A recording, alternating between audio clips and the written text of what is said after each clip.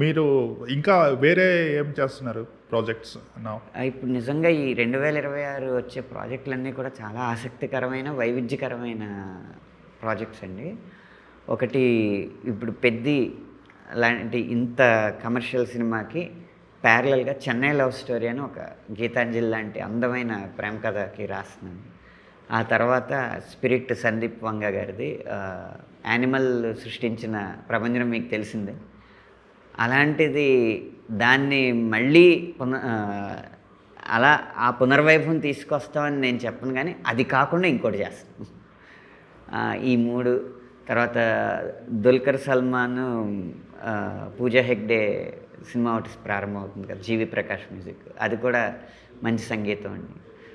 చిన్న సినిమాల్లో కూడా చాలా మంచి మంచి సినిమాలు ఉన్నాయి, 'లెగసీ' అని. రైట్.